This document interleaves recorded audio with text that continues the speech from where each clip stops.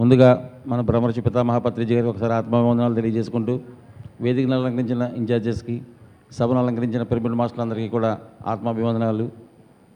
PMC Patriji గారి కళ, ఈ కళని ఇంతమంది మాస్టర్స్ ఇంత సహకారంతో ఇంత యజ్ఞంలో చేస్తున్నాము అంటే ఫస్ట్ యజ్ఞం ద్రాక్షారామంలో సేత్ బాలకృష్ణ గారు ఎండీగా ఉండగా మన పిఎంసి తరపున ద్రాక్షారామంలో జ్ఞాన మహాయజ్ఞం 3 రోజులు నిర్వహించే హక్కు నాకు, ఆ భాగ్యం నాకు కలిగింది.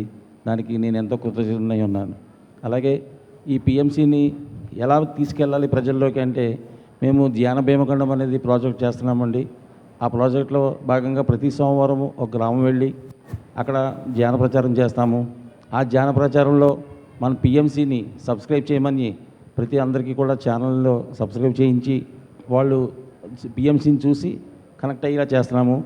ఇలా చేస్తూ ఉన్న మార్గంలో మేము చేసే కార్యక్రమానికి లైవ్ ఇవ్వడానికి మన పిఎంసి నుంచి కెమెరాస్ రావడం జరిగింది. 30 మందితో స్టార్ట్ అయిన ప్రోగ్రాము ఈ రోజు 250 మంది వస్తున్నారండి. ఒక సోమవారం రోజుని ధ్యాన భీమఖండంలో ధ్యాన ప్రచారం చేయడానికి, పిఎంసి గురించి చెప్పడానికి అందరూ కూడా 250 మంది రావడం జరుగుతుంది. అంతటి భాగ్యం మాకు కలిగింది ఈ పిఎంసిలో ఇన్ఛార్జెస్గా ఉండి సేవ చేయడానికి. అదేవిధంగా రేపు ఆగస్టు నెలకి 2.5 సంవత్సరాలు 108 గ్రామాలు కంప్లీట్ అవుతాయి. ఆ అయినప్పటికీ మళ్ళీ మన పిఎంసి వారు అక్కడ మాకు ద్రాక్షారామంలో ఇంకో యజ్ఞం నిర్వహించాలని కోరుకుంటూ పిఎంసి ట్రస్ట్కి, పిఎంసి బోర్డు సభ్యులకి అందరికీ కూడా విన్నవించుకున్నాను. Thank you sir.